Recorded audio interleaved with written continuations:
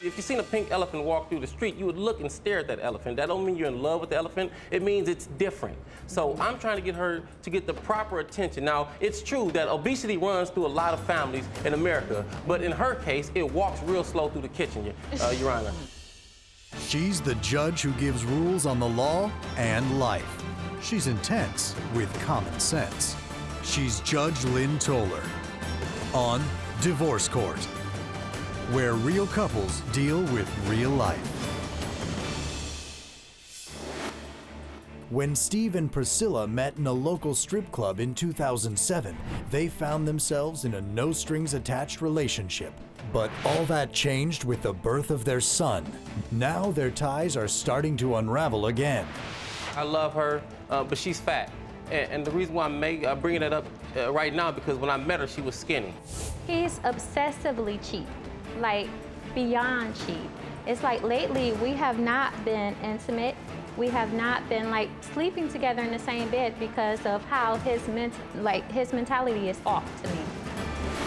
Can Priscilla and Steve revive the tight bond they once had? Or will Judge Lynn advise against this relationship before they even walk down the aisle? Find out today on Divorce Court Before Your Vows. All rise. Court is now in session. The Honorable Judge Lynn Toller presiding. You may be seated. Good day, ladies and gentlemen. I'm here today with Steve Turner and Priscilla Moorer. We are here to do one of my favorite things, which is a Before Your Vows session. These two have come together today. They have been engaged for some time. They have a 6-year-old together. You two are in love, engaged. You already call her your wife. And Mrs. Moore, you're having reservations. Yes. So you decided to come to me. I've had you guys fill out my compatibility test. I have gotten some information about you, but I do want to talk to you individually now, and I'm going to start with Mr. Turner. You love her, but there are issues. Why don't you tell me what those issues are? Well, like you said, I love her, but she's fat. And the reason why I'm bringing it up right now, because when I met her, she was skinny. And then it may seem minor, but so as the relationship start, it should end.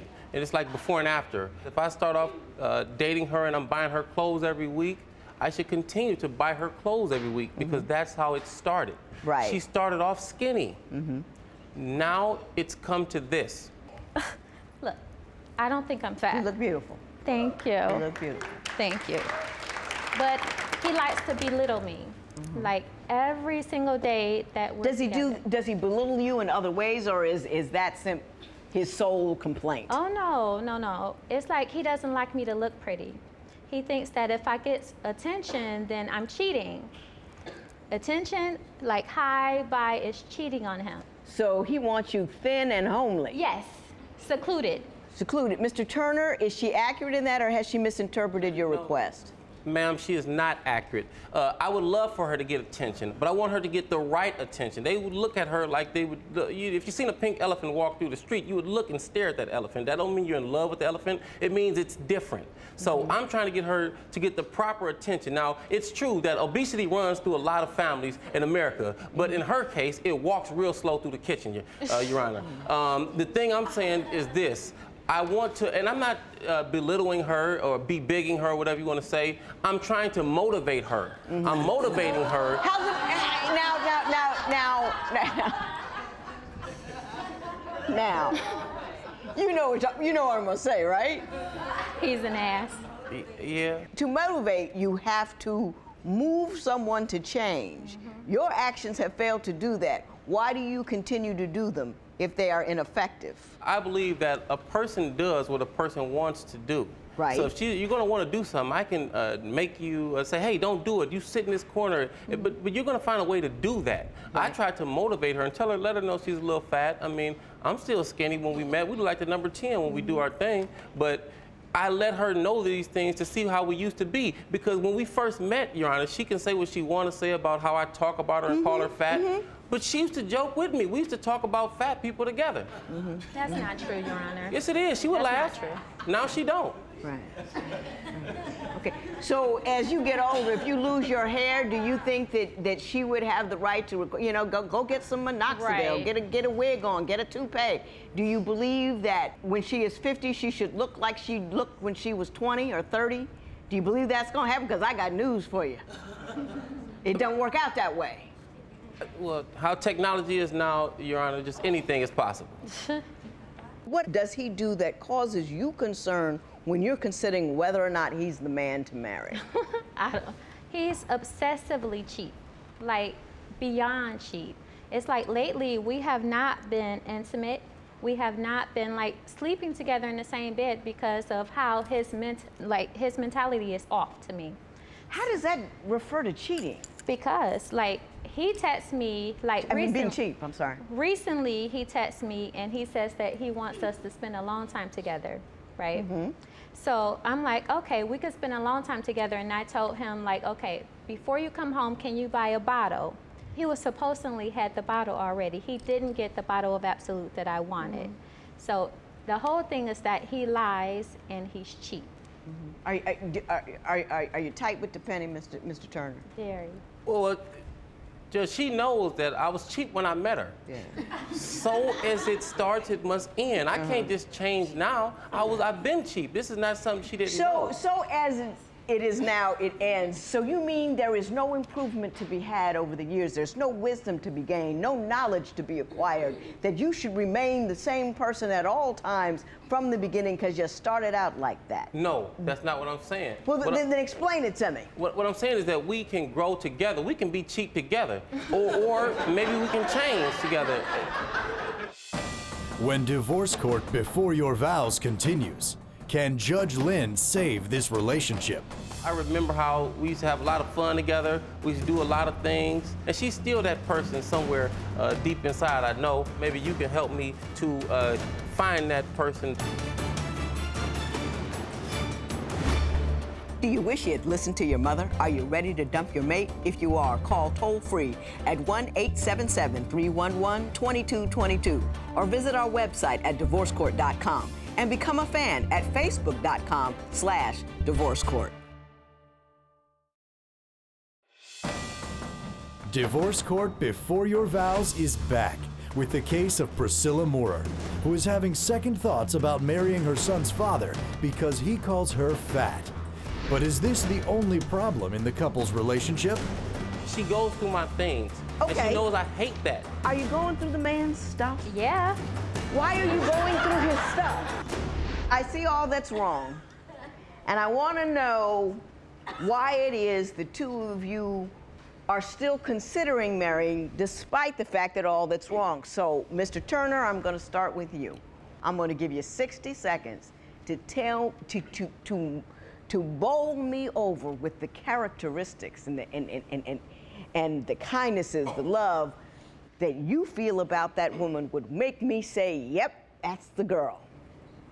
Go ahead, 60 seconds. Tell me how much you love her. I love her very much. Even though she goes through my desk and my phone looking for naked pictures and things like that, I still love her because So that's we the type of had person what? she is. 2 seconds. Yeah, but 2 seconds in, you were complaining. No. Oh, no. I don't want a balanced picture. What I'm asking you is just for 60 seconds. He can't do it. 60 seconds. I want you to convince me that she is a woman that you would want to be with for the rest of your life. Give me that. Okay, because she's nice on the inside. She's beautiful on the inside. And I like her because I remember how we used to have a lot of fun together. We used to do a lot of things.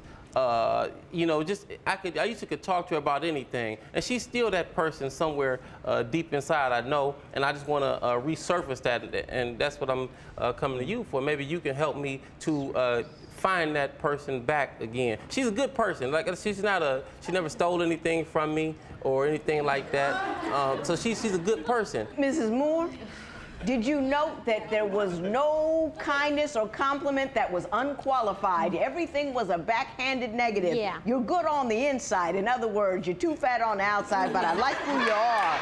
He says you used to have fun together, which is telling you you're not any fun anymore. Yeah. He says he wants to get the who you were to resurface because he doesn't like who you are now. He wants to find a good woman that he thinks you can be because you're not that person at this juncture. Right. Do you see what I'm saying? Insecure. I wrote all those words down. All of those were backhanded. They weren't compliments. They weren't expressions of love. They weren't what they liked about you. It's what he would like you to be and what he wants to fix you For into. him. I wanted you to hear that. Yes. Now, we're going to let that go. Yes. We're going to let that go, Ms. Moore. I'm going to turn to you, and I'm going to ask you, 60 seconds. Why should I overlook the reservations I currently have about you marrying him and tell you that he's the guy for you? I'm starting to overthink that he's the one for me, really. But you gotta give me something. I love him. Yeah, but why? What is it about him? What draws you to him? In the beginning, it was that he wanted to teach me and show me things, and he made me laugh. Like he's really funny now, but this is like a really serious matter. He really tries to talk about me and intentionally hurt my feelings, and I'm so fed up with him. But I love him despite of like his nasty ways. I want him to start. Okay. Now, I'm going to repeat back what you said to me. In the beginning, therefore, it's another qualifier. There is no current state of who he is, and I love it. In the beginning, he was this. Then you said he wanted to teach me and show me things. So in the beginning, he wanted to change you. Yeah. And you should note that. He's funny, and he is. He has a dry sense of humor. But he is funny, and he's got a good sense of humor, and I know that because I read your compatibility test. I know you didn't take it seriously. You were you. And I like a guy with a sense of humor. Nothing wrong with it. Nothing wrong with it at all. That's the only good thing I heard. And the next word was despite the fact. Yeah. I love him despite the fact. So far, you guys are batting 0 on the I love him test, okay? 0. When divorce court before your vows continues, has Stephen been unfaithful? When I went through his phone, it's like he had this woman's private in his phone.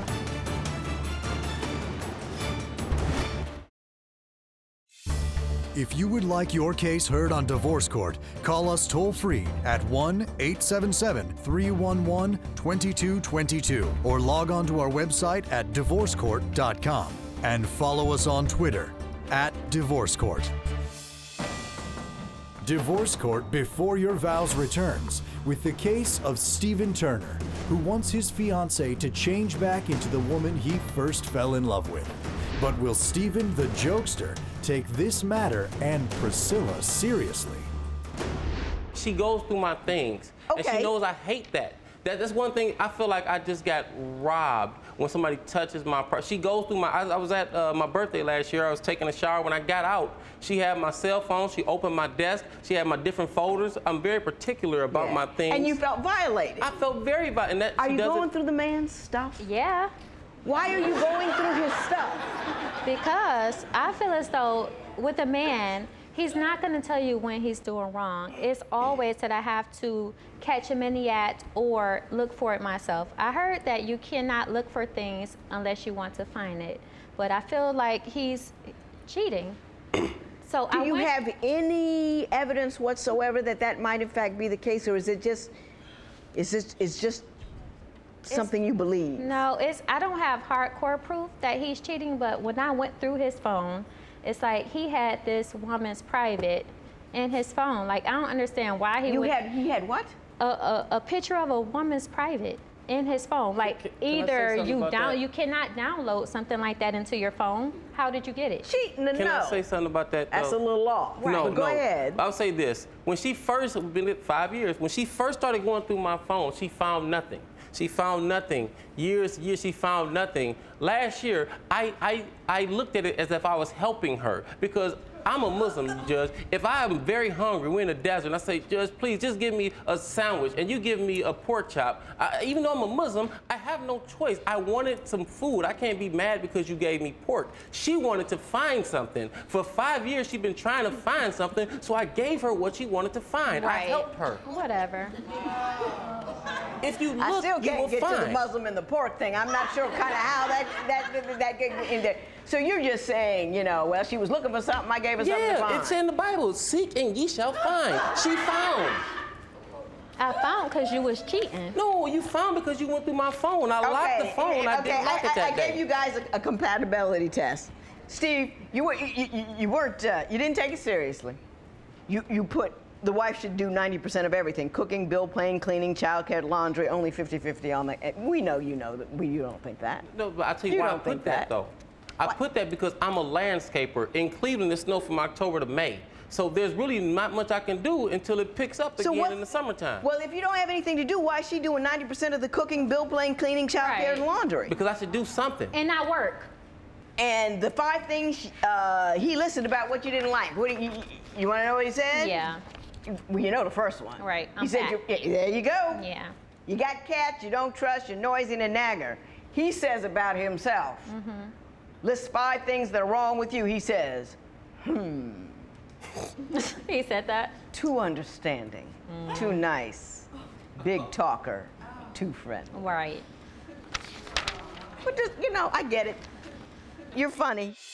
When divorce court before your vows continues, what will Judge Lynn's opinion be regarding Stephen and Priscilla's vows? I'm going to say something that people are going to find bizarre.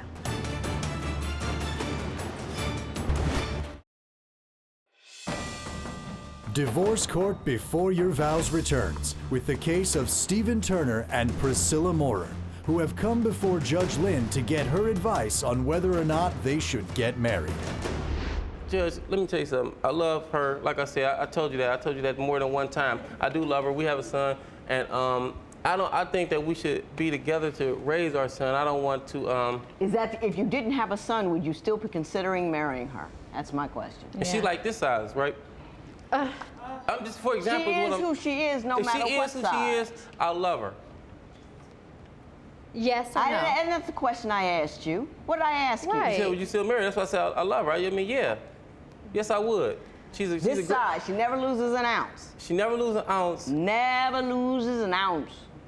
I mean, even if she never loses an ounce, she's a good person. It's not even going to be up to him in a minute, because if he keeps up this, then I'm good. Okay, here we go. Here we go. I'm going to say something that people are going to find bizarre. I think you guys can make it.